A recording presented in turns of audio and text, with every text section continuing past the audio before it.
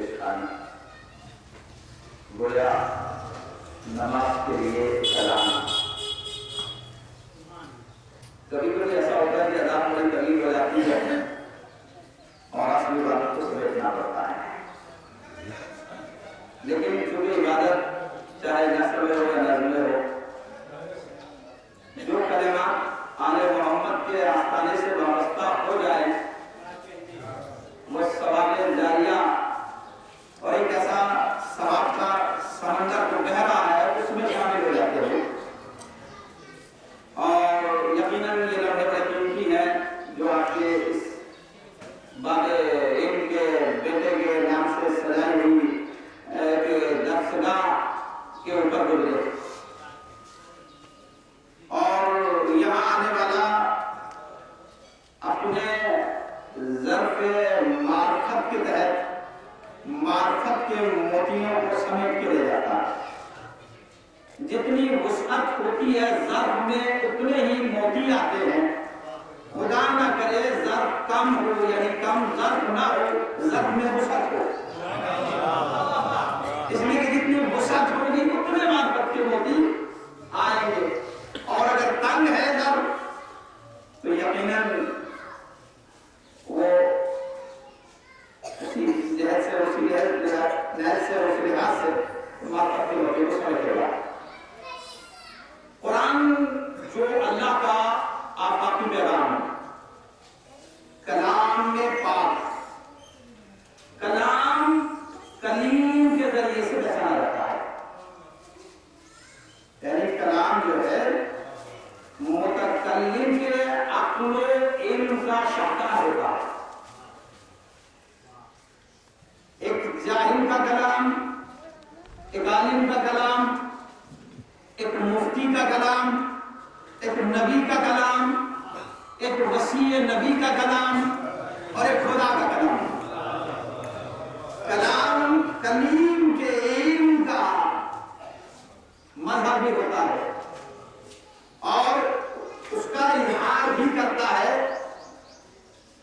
اب یہ کلام اللہ کا کلام، اور اس کی شان یہ ہے کہ اذا قرئ القرآن فاستمعوا له وانصتوا لعلکم ترحمون. جب بھی اس کلام کی جو اللہ سے وابستہ ہے تلاوت کی جائے تو خاموشی کے ساتھ سنو، شاید اس سننے کے نتیجے میں ہی تم پر اللہ مہربان ہو جائے. اس کلام کی عظمت یہ ہے کہ جب یہ کلام کیا جائے تو کرنے والا ثواب میں شامل، سنا جائے تو سننے والا اس بات کا متحمل ہے کہ شاید ارحم الراحمین اس کے اوپر رحم کر دے. اس کی سماعت کو مد نظر رکھتے ہوئے کلام اللہ کا ہے، فضائل اہل بیت کے ہے، زبان میری ہے، عقل اور سماعت آپ کی ہے. اور اعمال کا تعلق نیت کے اوپر ڈیپینڈ کرتا ہے. انما الاعمال بالنیات، جیسی نیت ہے ویسا عمل ہے. یہ اپنے اپنے عقیدت اور اپنے اپنے علم اور عقل کی بات ہے کہ کہیں پر معرفت کے کلمات ٹکرا کے موتی بن جاتے ہیں اور کہیں ٹکرا کے واپس ہو جاتے ہیں.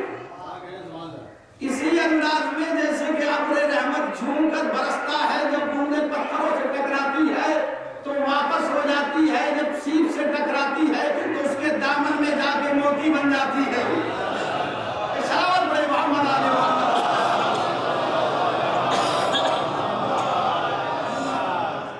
یہ رب اکبر کا کلام ہے کہ جس کا آغاز ہی اس انداز میں ہوتا ہے. سورہ بقرہ قرآن مجید کا دوسرا سورہ پہلا پارہ اور پہلی آیت کے الف لام میم ذالک الکتاب لا ریب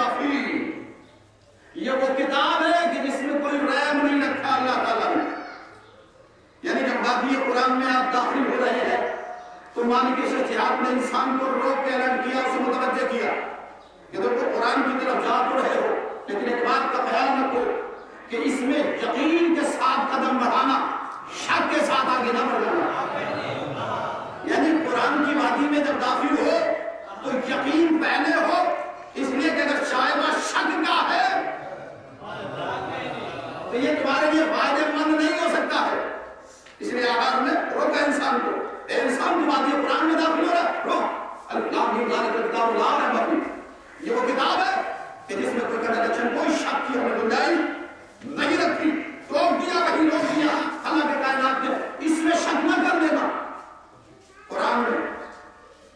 قرآن میں شک کرنا کیسا ہے اگر کوئی شک کرے اسے آپ کیا نام دیں گے کافی کہہ رہے نا نکلے گئے قرآن میں شک کرنے والا کافی ہے ایسا مرتبے میں قرآن بنا دے یا ذات رسالت پاک بنا پیغمبر کا مرتبہ زیادہ ہے یا قرآن کا مرتبہ قرآن کو منزل تعارف پہ لایا کون قرآن کو پہچانایا کس نے کہ اللہ کا کلام ہے نبیوں کے نبی نے نا تو اگر نبیوں کا نبی سید الانبیاء امام الانبیاء خاتم النبیین کا آو یاسین بشیر و نذیر سراج منیر قرآن کا تعارف نہ کراتے تو کس کی سمجھ میں آتا کہ اللہ کا کلام ہے تو مرتبے میں بلند کون ہو گیا اللہ کا رسول اور قرآن میں شک کرنے والا بھی کیا کہا ہوئے کافر ہے نا کافر ہے نا تو جب قرآن میں شک کرنے والا مسلمان نہیں ہو سکتا تو وارث قرآن محمد کی ذات میں شک کرنے والا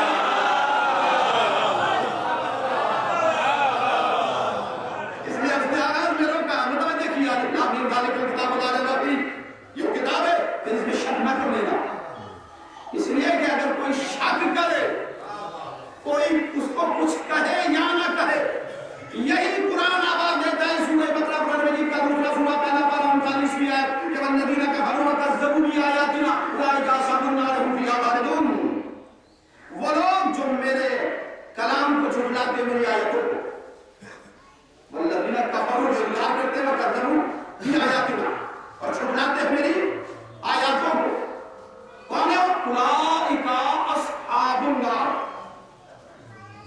وہ اصحاب ہے نار کے کیونکہ اصحاب کے لفظ کو اس نے مستعمل رکھا ہے اسے نہیں اس نے ہٹایا استعمال کیا ہے اولئک اصحاب النار وہ اصحاب ہیں محمد کے نہیں پیغمبر اکرم کے نہیں ہے نار کے ان سے مس انڈرسٹینڈنگ کیا ہو گئی ان سے تو کون سی مسٹیک ہو گئی کہ جو خالق نے انہیں نبی کا نہیں کہا جہنم کا کہہ دیا کہ انہوں نے شک کیا قرآن کی خاموش آیتوں میں دیکھے آپ اور کریں ان کا جرم صرف اتنا ہی جو ہے کہ انہوں نے خاموش آیتوں میں شک کر لیا اللہ نے کہا یہ اصحاب تو رہیں گے لیکن نبی کے نہیں رہیں گے جہنم کے ہو جائیں گے تو جب خاموش آیتوں میں شک کرنے والے نبی کے نہیں ہوتے تو بولتے ہوئے قرآن میں شک کرنے والے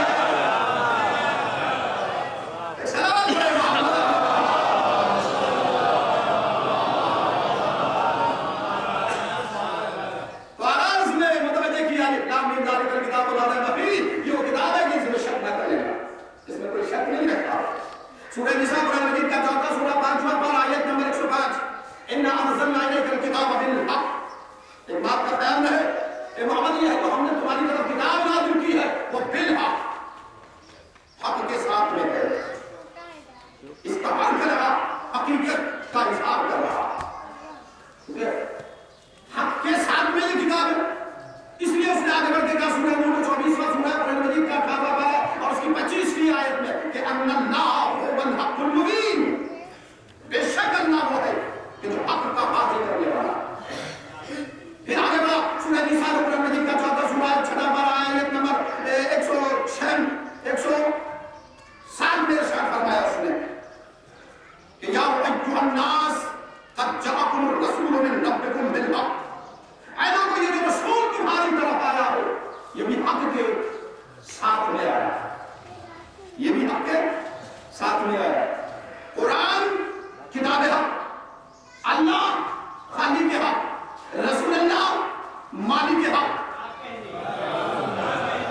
اب اس کے بعد پھر آگے بڑھ کے سورہ انبیاء کی سورہ 24ویں آیت میں ارشاد فرمایا کہ بل اکثرهم لا یعلمون الحق فهم معرضون لیکن اکثریت تم لوگوں کی ہے کہ جو حق آشنا نہیں ہے جب ذکر حق ہوتا ہے تو اسے اعراض کرتے ہیں چہروں کو موڑ لیتے ہیں تو اکثریت کن لوگوں کی ہے جو حق آشنا نہیں ہے قرآن کتاب حق اللہ خالق حق رسول اللہ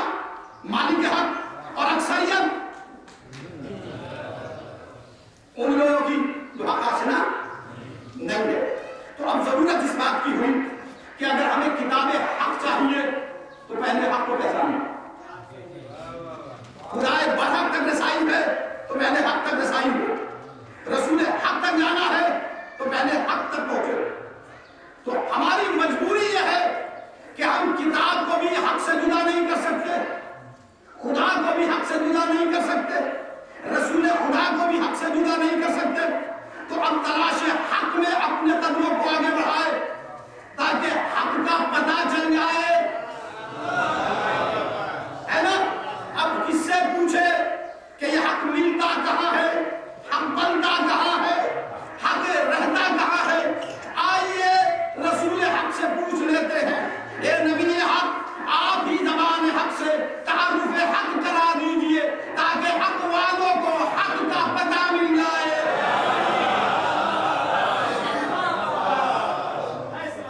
تاکہ حق والوں کو زیادہ حق مل جائے۔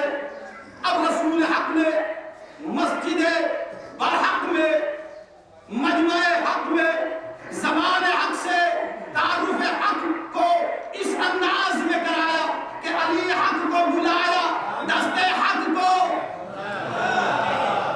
علی کے کانہ حق پہ رکھ کے کہا کہ اللہم ادر الحق حیثما دار علی، پروردگار حق کو ادھر ادھر موڑ جدھر جدھر علی مڑے،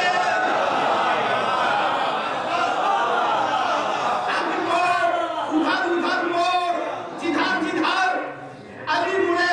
تو حق کہاں ہے؟ علی سے آگے یا علی کے پیچھے؟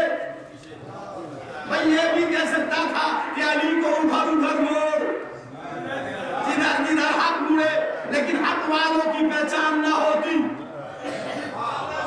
نہیں حق والوں کا پتہ ہی نہ چلتا کہ حق والے کون ہیں، باطل والے کون ہیں۔ اس لیے رسول حق نے زمان حق سے تعارف حق کو اس انداز میں کرایا کہ حق کی شان و پہچان یہ ہے کہ وہ علی کے پیچھے ہو، علی سے آگے نہ ہو، چاہے گھر میں ہو، دربار میں ہو یا مسجد میں ہو، علی کے پیچھے رہے۔ تو اب سمجھ میں آیا کہ جو علی کا فالو کرے وہ حق ہے، جو انحراف کرے وہ باطل ہے۔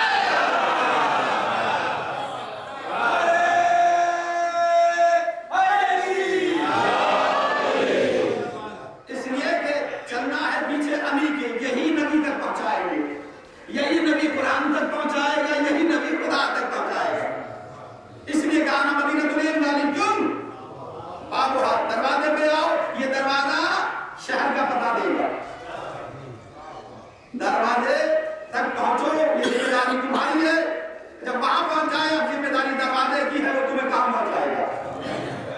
اپنے آپ کو حوالے کر دو، پھر اس کے بعد دیکھو یہ بلند ہے، بلندی کی طرف لے جائے گا، پستی کی طرف نہیں لے جائے گا۔ تو یہ کتابیں آگے چلو اعلان کر رہی ہے سورہ انبیاء 21 سورہ 17 بارہ 7 آیت میں کہ فَاسْأَلُوا أَهْلَ الذِّكْرِ إِن كُنتُمْ لَا تَعْلَمُونَ۔ فَاسْأَلُوا عجیب کلمہ ہے کہ جو پوری کائنات کی علوم پر محیط ہے اور بڑی وسعت کا متحمل ہے۔ سوال کرو۔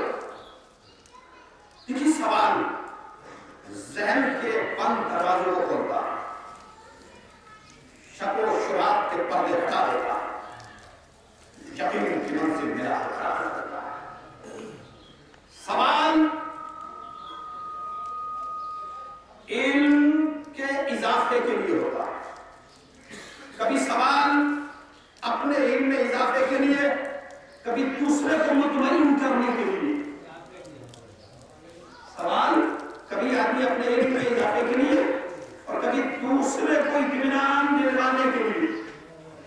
کبھی ایک آدمی جاہل ہے کسی مسئلے سے تو پوچھ رہا ہے کسی عالم سے کے ساتھ یہ واجبات میں نماز کتنی ہے، وہ کبھی یہ ہے کہ برابر میں کھڑا ہوا وہ پوچھنے والا تو جانتا ہے، جو برابر میں کھڑا ہے وہ نہیں جانتا، لہذا وہ اپنے اطمینان کے لیے نہیں، برابر والے کے اطمینان کے لیے۔ جیسے کلمہ خدا کا سوال مراد واجب سے، سورہ اعراف قرآن مجید کا 7واں سورہ ہے اور 8واں پارہ ہے، اور اس کی آیت 143 آیت نمبر 143 میں کہ رب ارنی انظر الیک، پروردگار اپنے آپ کو ظاہر بدار دکھا، میں تجھے دیکھنا چاہتا ہوں ظاہر بدار۔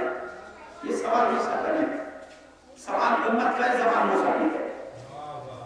یہ سوال امت کا ہے، اللہ کو دیکھنے کی ضد نبی کو نہیں تھی، امتیوں کو تھی۔ ہم دیکھیں گے تمہارا رب کیسا ہے، تمہارا اللہ کیسا ہے۔ تو کبھی سوال اللہ کی بارگاہ میں دوسروں کو اطمینان دلانے کے لیے اور کبھی اپنے اطمینان قلب کے لیے، جیسے خلیل خدا شیخ الانبیاء کا سوال سورہ بقرہ قرآن مجید کا 2 سورہ 3 پارہ آیت نمبر 260 میں کہ رب ارنی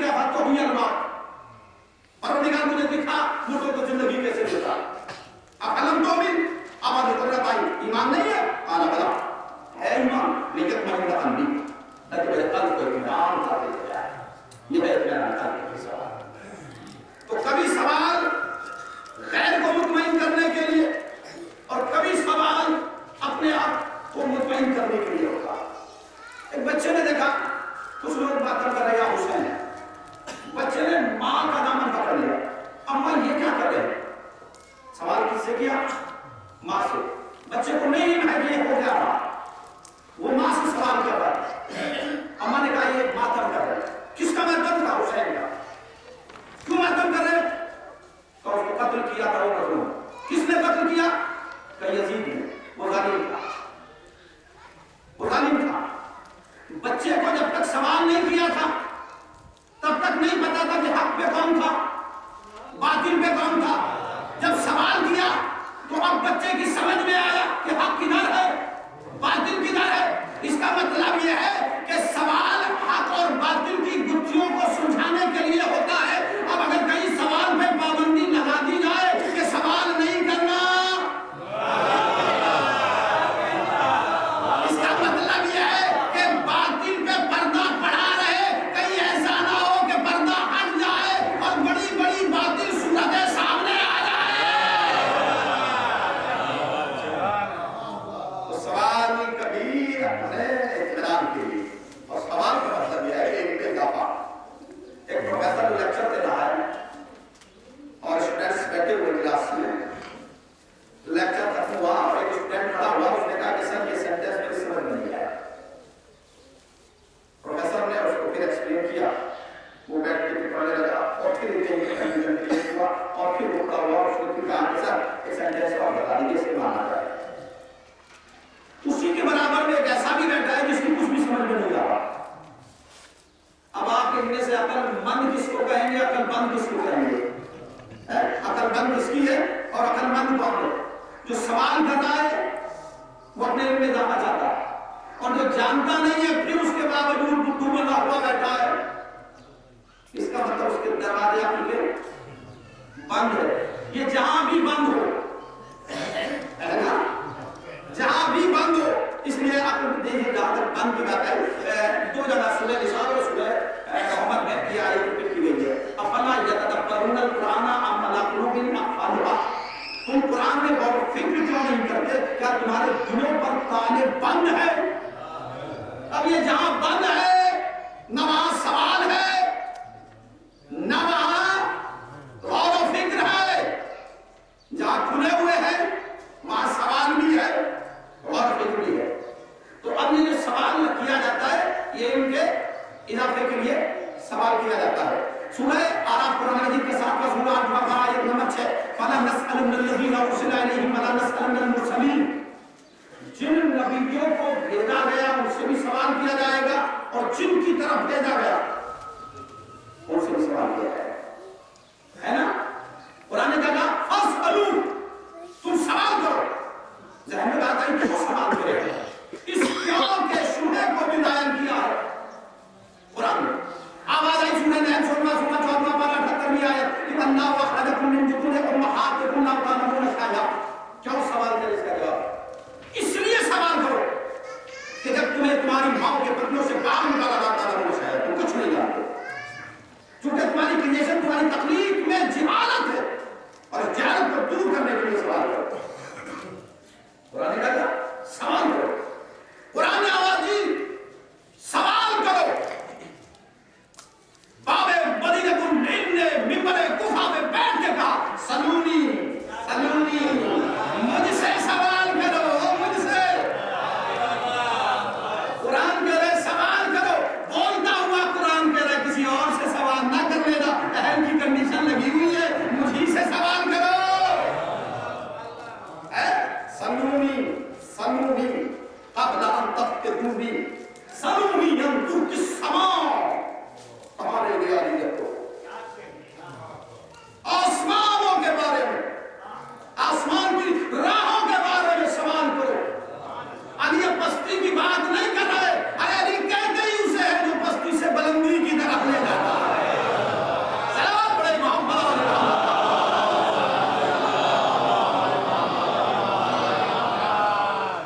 تو سوال کرو۔ سورہ زخرف 43واں سورہ قرآن مجید کا 25واں پارہ 45ویں آیت، وَاسْأَلْ مَنْ أَرْسَلْنَا مِن قَبْلِكَ مِن رُسُلِنَا، محمد تم سے پہلے پیغمبر بھیجے گئے ان سے بھی سوال کیا جائے گا۔ اس آیت کے ذریعے میں تفسیر نیشاپوری جلد نمبر 3 صفحہ نمبر 329 متنوع قرآن ابن عباس اور ابن مسعود سے یہ روایت ہے کہ نبیوں کا نبی کے منزل معراج کو طے کرنے کے بعد واپس آیا تو بیان کیا کہ جب میں پہنچا معراج کی منزلوں کو عبور کر رہا تھا تو فرشتہ آیا اور اس نے کہا کہ پیغمبر اکرم آپ سارے نبیوں سے آدم سے لے کے عیسیٰ علیہ نبی کے نام تک سارے نبیوں سے سوال کریں کہ تمہیں نبوت کس بیس پہ اللہ نے دی ہے. یہ ہوتا ہے نبوت کس بیس پہ اللہ کی کائنات نے آپ کو عطا کیا. میں نے آدم سے لے کے عیسیٰ علیہ نبی کے نام تک سارے نبیوں سے سوال کیا کہ مالک سجیات نے دادی کے دن میں انسانات نے اللہ کی کائنات نے تمہیں جو ہے نبوت عطا کیا ہے یہ کس بیس پہ عطا کیا. تو سب نے ایک سوال ہو کے جواب دیا کہ اللہ کی وحدت آپ کی رسالت اور علی کی ولایت کے اقرار کے بعد یہ خدا ملا ہے. یہ خدا وحدت اللہ کی رسالت آپ کی ولایت علی کی یہ جب اقرار کر لیا میثاق لے لیا اور اس کے بعد جب سبات قدم اس نے دیکھا تو نبوتوں کے تاج ہمارے سر پہ رکھ دیے. سورہ یونس 10واں سورہ 11 پارہ آیت نمبر 94 فَإِن كُنتَ فِي شَكٍّ مِّمَّا أَنزَلْنَا إِلَيْكَ فَاسْأَلِ الَّذِينَ يَقْرَؤُونَ الْكِتَابَ مِن قَبْلِكَ فَإِن كُنتَ فِي شَكٍّ مِّمَّا أَنزَلْنَا إِلَيْكَ. اگر تمہیں شک ہے محمد کہہ دو ان سے کہ اگر انہیں شک ہے جو تمہاری طرف ہم نے نازل کیا ہے فَإِن كُنتَ فِي شَكٍّ مِّمَّا أَنزَلْنَا إِلَيْكَ فَاسْأَلِ الَّذِينَ يَقْرَؤُونَ الْكِتَابَ مِن قَبْلِكَ. تو پیروں سے تو اس سے سوال کرے کہ جو تم سے پہلے کتاب پڑھ رہے ہو. یہ روایت ہے قرآن کی آیت نازل ہوئی اور نبیوں کے نبی نے اپنے پیارے پیارے صحابہ کے کثیر مجمع میں اس آیت کو اپنی پاکیزہ زبان سے بیان کیا. سننے والے بڑے غور و خوض کے ساتھ سن رہے تھے. آیت میں میسج دیا کہ اگر شک ہے تمہیں جو مجھ پہ نازل ہوا کسی کو بھی شک ہے تو سوال اس سے کرو جو تم سے پہلے کتاب پڑھ رہا. بھئی آیت ابھی نازل ہوئی ہے ابھی پورا قرآن نازل نہیں ہوا لیکن اب کتاب آیا ہے اور کتاب کا اطلاق توریت پہ بھی ہے زبور پہ بھی ہے انجیل پہ بھی ہے قرآن پہ بھی ہے نا. یہ کتابیں ہیں نا. بچے کو ہم بچپن میں کیا پڑھاتے ہیں آسمانی کتابیں 4 باتیں ہیں نا. تو یہ کتابیں توریت کی کتاب ہے زبور بھی اور قرآن کیا کہہ رہا ہے ان سے سوال کرو جو تم سے پہلے کتاب پڑھ رہے ہو. ہے کوئی مجمع میں ایسا کھڑا ہو کے کہہ دے کہ مجھ سے سوال کرو میں ساری کتابوں کا علم رکھتا ہوں. اس کا مطلب کوئی ہے؟ اگر نہیں ہے تو کہہ کیا رہا ہے رب اکبر کہ ان سے سوال کرو جو تم سے بھی پہلے یعنی تم تو بعد میں نازل ہونے کے بعد پڑھو گے لیکن کچھ ایسے بھی ہیں جو تم سے بھی پہلے وہی ہے نا. اگر نہیں ہے تو کہہ کیوں رہا ہے؟ ارے اپنے گھر میں نہ ملے تو کیا اس کے گھر میں بھی نہیں ملے گا جس نے پڑھا کے بھیجا ہے. سلام بڑے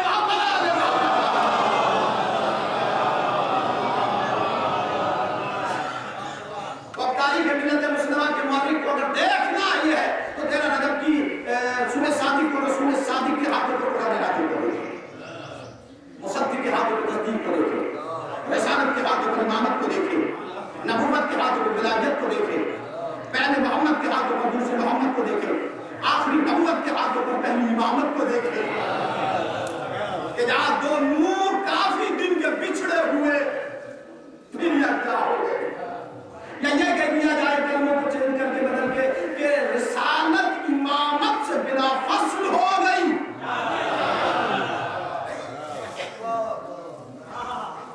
وہ جس میں رب اکبر کے گھر میں آنکھ نہیں کھولنی تھی دست رسالت میں آگے آنکھ کھول دی. جس نے آنکھ کھول کے خلاق کائنات کے گھر کو نہیں دیکھا رسول کو دیکھا. دیکھنے والا بھی مسکرا رہا ہے جسے دیکھا جا رہا ہے وہ بھی مسکرا رہا ہے. یہ اللہ جانے کتنے ٹائم کے پچھڑے ہوئے دو نور بھی ادا ہو گئے اور جیسے ہی دیکھا ہے اب مسکرائے ہیں نبیوں کے نبی کہتے پیمانہ بہاؤ میں پورا تول جاؤ پیمانہ بہاؤ میں پورا تول یا علی عصمت شناس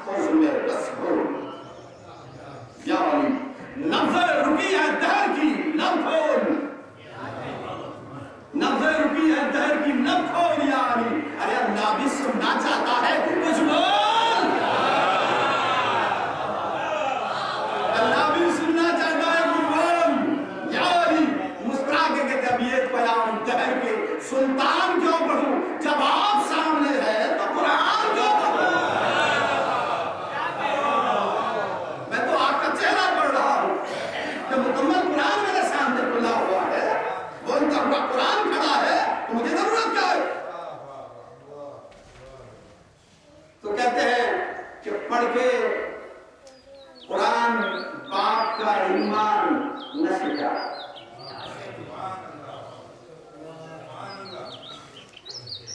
پڑھ کے قرآن باپ کا ایمان نشر کر، ماں باپ کے وقار کی برہان نشر کر، اور انسانیت کے دل پہ معصومیت کا دائمی فرمان نشر کر، پڑھ کے قرآن باپ کا ایمان نشر کر اور ماں باپ کے وقار کی برہان نشر کر۔ انسانیت کے دل پہ یہ اعلان، کیا اعلان نشر کر؟ کہتے ہیں انسانیت کے دل پہ یہ اعلان نشر کر، بنت اسد کی گود میں قرآن آ گیا، بنت اسد کی گود میں قرآن آ گیا، کافر کے گھر کہاں سے مسلمان آیا، کافر کے گھر کہاں سے مسلمان آ گیا۔ اب پھر آپ ایک آواز گونجی، صاحب وہ نبی نے تو کچھ بھی نہیں پڑھا، یا نبی نے سب کچھ پڑھ دیا۔ ارے آپ ہی نے تو کہا تھا نبی پڑھ لکھی نہیں ہے، آپ ہی نے تو کہا تھا نبی امی ہے، پڑھ لکھے نہیں ہے، کیا سب سمجھ میں نہیں آتا؟ یہ نبی نے نہیں پڑھا، ابھی نے کیوں پڑھ دیا؟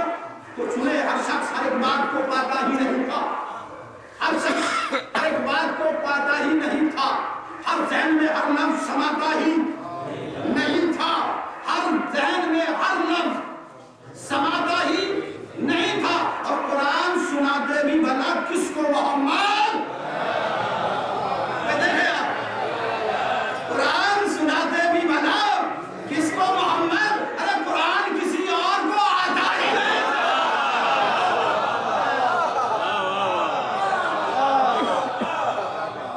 قرآن کسی اور کو آتا ہی نہیں تھا۔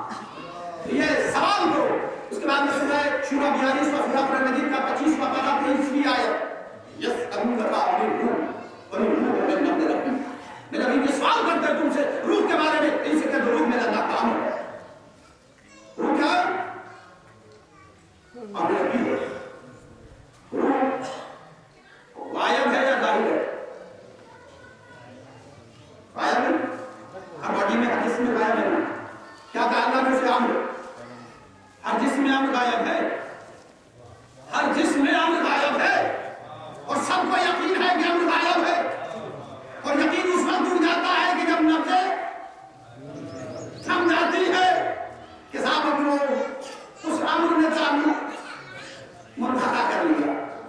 اس کا مطلب یہ ہے کہ امر غائب ہے اور سب کو یقین ہے بلا تفریق مذہب و ملت کے کہ امر غائب ہے، امر غائب ہے۔ ارے جب امر کو غائب رکھ سکتا ہے وہی خدا اگر اسی امر کو غائب رکھے ہوئے ہے، اب یہ پوچھنے کی ضرورت کیا ہے کیسے غائب ہے، کہاں غائب ہے؟ جیسے تمہاری باڈی میں امر غائب ہے، اسی طریقے سے کائنات کے جسم میں امر غائب ہے۔ تو یہ غائب ہے، امر غائب ہے۔ تو کہا سوال کرو، میں سمجھ رہا ہوں سوال کرو۔ سورہ المعارج 70 نمبر سورہ 25واں پارہ، آغاز کے لیے سارا سائر الجزاب باقی نہیں کا کوئی نہیں سے نہیں کا۔ سوال کرنے والے نے ایک ایسے ذات کے بارے میں سوال کیا تھا کہ نبی سے کہ وہ کافرین کے لیے مخصوص تھا۔ سوال کس نے کیا؟ صحابی نے، اور سوال اس کے بارے میں کیا؟ عذاب کے۔ کون سا عذاب؟ جو کافروں کے لیے مخصوص تھا، نہیں سے لوگ کافروں کے لیے نہیں ہونے والا تھا، الٹی والا نہیں تھا، واپس نہیں ہونے والا تھا۔ ہے صحابی مانگ عذاب رہا ہے کافروں والا۔ اچھا یہ پورا واقعہ آپ کے ذہن میں مانگنے والا مولانا جادی تھا، اور یہ عذاب مانگ کس میں رہا تھا؟ وہ جادی میں۔ حدیث سے جب ربیع الاول واپس پلٹ کا آیا اللہ نے نے مولا میں قیام کر کے، تو اس میں جب مدینے میں داخل ہوئے تو اس نے سوال کیا کہ یہ جو آپ نے اللہ نے ہدایت کی اپنی طرف سے،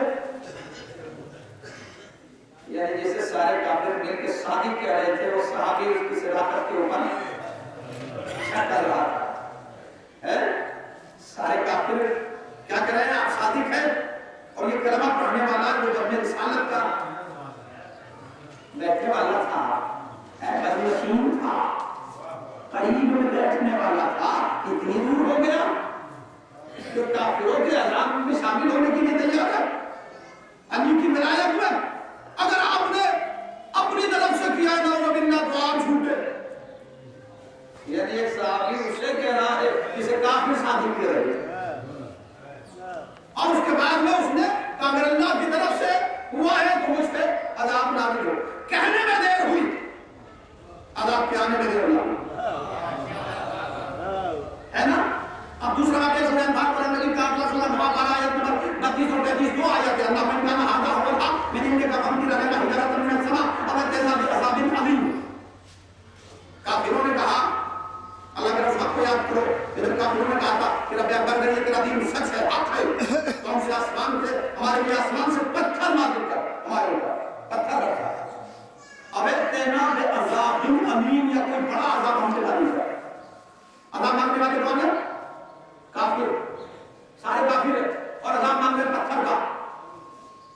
अल्लाह से करेंगे तेरा दीन हक है तो हमने नाज़िल कर अज़ाब पत्थर का। दूसरी आयत आई इसी सूरह अनफाल की 25वीं आयत है कि वमा कान अल्लाहु लियुअज़्ज़िबहुम व अंत फीहिम। मोहम्मद जब तक तुम इनके दरमियान में रहोगे अज़ाब नहीं आएगा। एक ही मसला है, एक तरफ तो अल्लाह के कायनात ये कह रहे हैं मोहम्मद तुम दरमियान में होगे तो अज़ाब नहीं आएगा, रहमतुल लिल आलमीन जहां हो अज़ाब नहीं आएगा, अज़ाब नहीं आएगा। कानून क्या बनाया? जहां मोहम्मद तुम होगे अज़ाब नहीं आएगा। लेकिन तारीख की इन आंखों ने ये मंजर देखा कि मोहम्मद वहां मौजूद है और अली की विलायत का मुमकिन खड़ा हुआ है, नबी के सामने अज़ाब आ रहा है।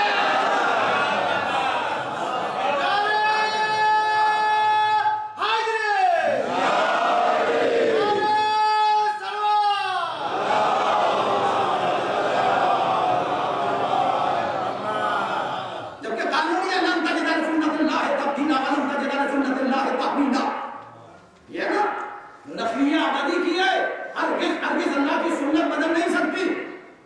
तो जब उसका कानून बदलता नहीं है किरदार जहां को बदल दिया, इसका मतलब ये है कि कुछ उसके मुकर्रब बंदे ऐसे भी है कि जहां कानून आके बदल जाता है, जहां कानून बदल जाता है वो आदिल मुतलक है, वो दोज़ख में डालेगा गुनाहगार को। लेकिन जब खुद की बात आई तो उससे करीब रहने वाले अगर शफाअत की जिम्मेदारी ले ले है, बढ़ जाए शफाअत के लिए, तो वही अज़ाब देने वाला कहता है ठीक है जैसे माफ कर दिया है। कुछ भाई मालिक किसी अपने गुलाम पे नाराज हो गया, घर से निकाल दिया, घर से निकाल बदमाश हो गया, कोई गलती से सजा हुई। मालिक का एक दोस्त था, उस निकलने वाले का उससे कुछ रहता था। उसने जाके भाई मालिक ने निकाल दिया, आप भी इबादत नहीं पढ़ा सकते, आप भी गाली कर सकते, क्योंकि आपके ताल्लुक उससे भी है हमसे भी है। यानी हमारा ताल्लुक आपसे है और आपका ताल्लुक मालिक से है। अब वो दोस्त है ना करीबी, आ गया आपने पढ़ाई उससे बात करो ठीक है भाई आप दोस्त है, आप कह रहे हैं तो आप कर दिया, वरना ये माफी के काबिल नहीं था, सदा के काबिल था। रब्बे अकबर भी जब मैदान महशर में जाएंगे लोग गुनाहगार होंगे, लेकिन अहले बैत से अगर रिश्ता है और अल्लाह से कह देंगे परवरदिगार ये गुनाहगार जरूर है लेकिन उनकी शफाअत हम कर रहे हैं, किरदार तू गफूर रहीम है, तू करीम है, तू अला कुल्ली शैइन करीम है, इन्हें माफ कर दे। तो ये है ना गुंजाइश। तो यहाँ सवाल किया गया। अच्छा सवाल का ताल्लुक मैंने समेटा अपनी गुफ्तगू को इसलिए कि मैं पूरी आयत को एक्सप्लेन नहीं कर सकता, हमारे वक्त में इतनी वुसअत नहीं है कि फजीलत अहले बैत के बात बर्दाश्त कर सके। सिर्फ इस कलमे पे गुफ्तगू होगी ना, काफी ये सारी आयत को मैंने महसूस कर दिया, इससे रिलेटेड जो आयत थी बस मैंने समेटा अपनी गुफ्तगू को। बहुत देर से आप मेरे इबादत है और अल्लाह इस इबादत पे आपको कायम भी रखे, इसी इबादत के साथ आप उसकी बारगाह में जुड़ा और यही इबादत हमारी नजात का दारोमदार बन जाए। सवाल जिंदगी से भी वाबस्ता और कब्र में जब पहुंचे तो आप देखिए ना, इस्मा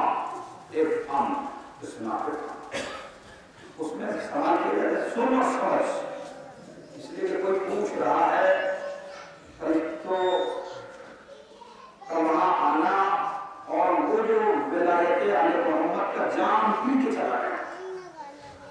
इमाम फरमाते हैं कि जिसने दीन की पाबंदी नहीं की है इस तरीके से, वो बेदीन नहीं है, बल्कि जिसने हमारे बारे में शक किया हमारी विलायत में, वो बेदीन। कायनात का सबसे बड़ा फासिक और फाजिर और शकी वो है कि जो हमारी विलायत में शक रखता हो, जो हमारी विलायत में शक रखता हो। इसलिए कि बख्शे कौन नहीं जाएंगे? एक तो मुशरिकीन जो अल्लाह को शरीक बनाते हैं। आप आयतों में जाइए तो आपको आयत बताएंगे कि जो आयत अल्लाह का शरीक बनाते हैं उनकी शफाअत काबिल कबूल है, वरना हर एक मुजरिम की शफाअत हो सकती है, और शफाअत करने वाले भी जो उससे वाबस्ता है वो शफाअत करेंगे। अब मिले थे तो फरिश्तों ने सवाल किया, अन्नल मौता हक़्क़ुन वस्वाला मुनकिरुन वफ़ीरुन फिल क़ब्र हक़्क़ुन, है ना? मौत क्या हक है? ये जो सवाल कर रहे हैं फरिश्ते, जिससे कर रहे हैं मुनकिर और नकीर,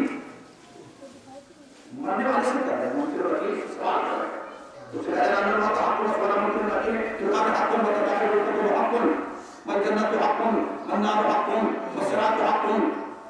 ये सारी चीजें किसको बताई जा रही है? ये जो हक वाले से वाबस्ता था, सवाल हो रहा है ना। अब उसके बाद मैदान महशर में जब पहुंचेगा, सूरह सफ़ात कुरान मजीद का 37वां सूरा 23वां पारा 24वीं आयत, वाक़िफ़ुहुम इन्नहुम मस्ऊलून। आवाज आई उनसे, रुकाओ, उसे सवाल किया जाएगा। कब्र में सवाल, जिंदगी में सवाल, मैदान महशर में पहुंचा, आवाज आई वाक़िफ़ुहुम, इन्हें ठहराओ, रुकाओ, इन्नहुम मस्ऊलून, इनसे सवाल किया जाएगा। हज़रत अस्क़लानी ने इस आयत के ज़हन में लिखा कि इन्हें रुकाया जाएगा, आवाज आएगी कि वाक़िफ़ुहुम इन्नहुम मस्ऊलून अन विलायत अली इब्न अबी तालिब, अली की विलायत के बारे में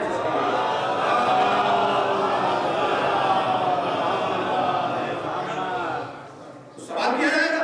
बस एक आयत सूरह बकरा का दूसरा सूरा पहला पारा आयत 19 इन्ना अरसलनाका बिल-हक़्क़ि बशीरन व नज़ीरा व ला तुस्अल अन अस्हाबिल जहीम। इन्ना अरसलनाका बिल-हक़्क़ि बशीरन व नज़ीरा, हमने तुम्हें हक के साथ इस कायनात के हुकूक में भेजा, बशीर और नज़ीर बनाना। पैगंबर के लिए खाली कायनात के रहा, इन्ना अरसलनाका बिल-हक़्क़ि बशीरन व नज़ीरा व ला तुस्अल अन अस्हाबिल जहीम। तुमसे जहन्नमियों के बारे में सवाल नहीं किया जाएगा। यानी जो जहन्नमी है उनके बारे में तो रसूल से भी सवाल नहीं होगा। जो जहन्नमी है उनके बारे में रसूल से पूछा नहीं जाएगा। तो अब अगर रसूल किसी से सवाल ना करे, भाई एक खुला हुआ मैदान है जिसकी 88 सूरह आले इमरान तीसरा सूरा तीसरा पारा आयत नंबर 153 कर रही है। इसको सबूना वाला तलूना का आदमी में रसूल या दूर को भी उड़ा कर लेकर मैं पढ़ने वालों तुम्हें और के दिन क्या हो गया था? रसूल तुम्हें पुकारा था तो चले गए छोड़ के। कोई 3 दिन के बाद आया, कोई 4 दिन के बाद आया, लेकिन तारीफ यहाँ पर साथी के खामोश है। आने वाले से रसूल ने सवाल नहीं किया भाई क्या प्रॉब्लम थी, क्यों चले गए? पूछा किसी से भाई आप मुझे छोड़ के क्यों चले गए? रसूल ने सवाल किया किसी से? चाहे वो 3 दिन के बाद हो या 4 दिन के बाद हो, 8 दिन के बाद हो, इससे बहस नहीं है। कितने दिन के बाद में कौन कौन आया मुझे नहीं पता, ये तारीफ से पूछे। लेकिन रसूल ने किसी आने वाले से नहीं सवाल किया तुम क्यों चले गए। एक जियाला जो मुहाफिज़े रसूल इस अंदाज में बना हुआ था कि जैसे खाने काबा का कोई हाजी तवाफ करता है, इस तरीके से घूम रहा था।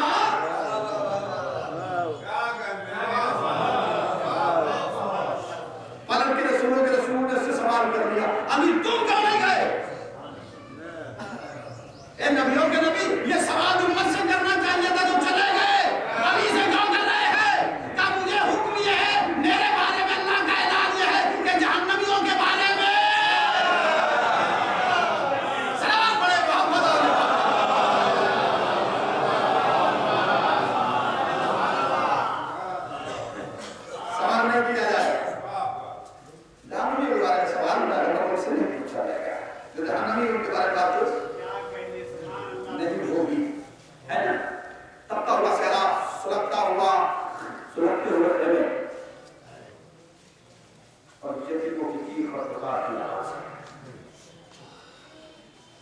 جبکہ وہ جنے کے قریب زندگی آئی ہمیں یہ مسئلہ کہتا ہے ایسا محسوس ہو رہا تھا کہ خیمے میں اس کی کوئی قیمتی چیز ہے خیمہ جل رہا تھا کہ بیوی محترمانہ حالت کے ساتھ در خیمہ پر جاتی ہے اور پھر پیچھے آ جاتی ہے اور ایک مرتبہ پورے حوصلے کے ساتھ یا علی مدد کہہ کے مرتبہ خیمے میں داخل ہوئی اندر تو داخل ہوئی تو عجیب منظر تھا ایک بیمار مشکل عالم میں پڑا ہوا تھا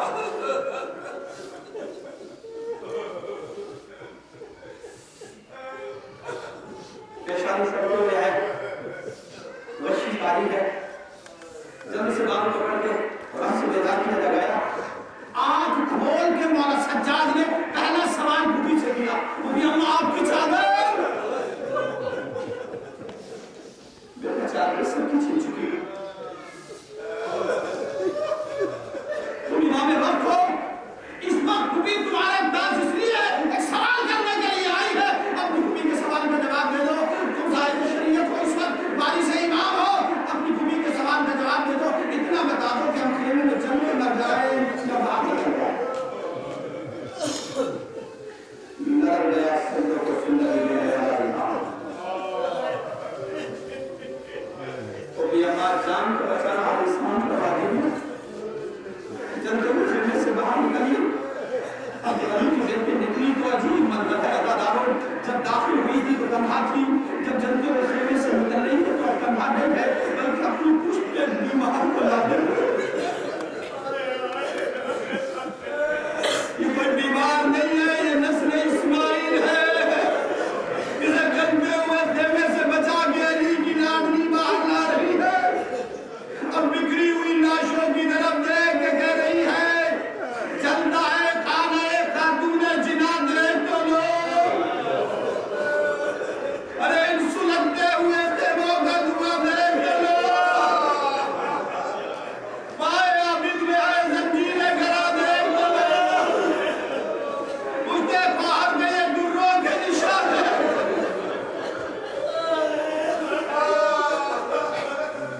ارے ہوتی ہے شام غریبان وطن جنگل میں ارے اٹھو بھئیہ کیا اکیلی ہے بہن جنگل میں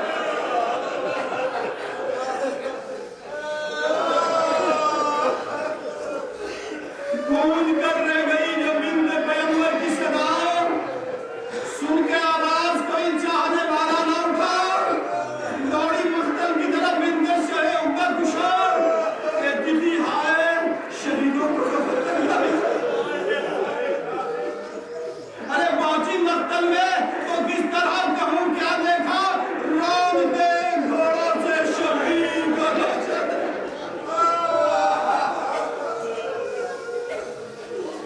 بولتے بچے تو انہیں ڈھونڈتی مختل میں گئی کبھی گھبرائی ہوئی فوج کے مادن میں گئی کبھی دریا پہ کبھی خون کے جلسل میں گئی آئی آواز سکینہ کی تو مختل میں گئی ارے مل گئے سب تو اب اشکوں کو پیے بیٹھی ہے اپنے سائے میں یتیموں کو لیے آگ میں نیلے کتی لیے بہت پیاس کبھی اس لاش کے پاس کبھی اس لاش کے پاس کبھی خیمے میں عابد کی جٹائی کے قریب کبھی دریا پہ عباس کے لاشے کے قریب کبھی کہتی ہے کہ اکبر گئے مارے عباس تم کو نیند آ گئی دریا کے کنارے